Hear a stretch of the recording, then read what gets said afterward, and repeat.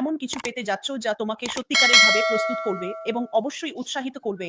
বন্ধুরা, তাহলে আমরা আশ মুফারের এই ব্যবসায়িক যাত্রা থেকে অনুপ্রেরণা নিতে যাচ্ছি। বুসেক্সের মতো বড় কোম্পানি থেকেও আমরা কিছু গুরুত্বপূর্ণ দৃষ্টিভঙ্গি নেব।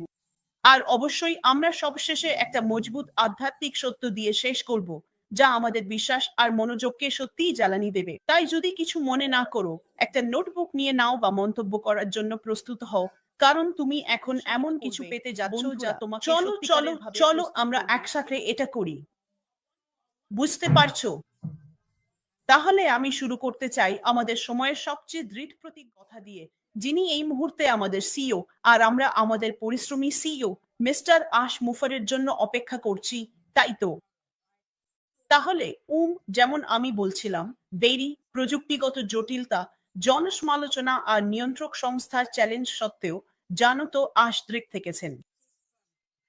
এটা এই কারণে নয় যে তিনি নিখুঁত, বরং তিনি অবিচল ছিলেন, তাই তো? তিনি ধারাবাহিকভাবে অবিচল থেকেছেন এবং এ কারণেই তিনি এখনো এগিয়ে যেতে পারছেন। আশ নিজেই একবার বলেছিলেন, একটি প্রচেষ্টা মানে শেখার একটি সম্ভাবনা।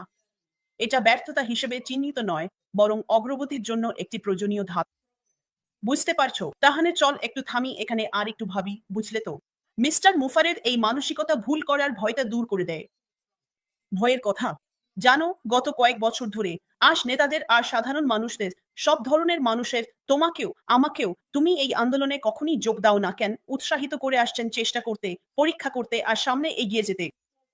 তুমি যদি স্থির থাকো, তাহলে কোনো অগ্রগতি হয় না, কোনো গতি থাকে না, একই জায়গায় দাঁড়িয়ে থাকলে কিছুই এগো না। বুঝতে পারছো? তাই আমরা নিখুঁত হওয়ার জন্য অপেক্ষা না করে বারবার এগিয়ে যাই, চলতেই থাকি, এবং এটা খুবই পরিবর্তনশীল, কারণ তোমাকে শুধু শুরু করতে হবে, তারপর হয়তো ব্যর্থ হবে বা অন্যভাবে করবে, তারপর ভাববে, আচ্ছা এবার অন্যভাবে করি, দেখি ভালো লাগে কিনা।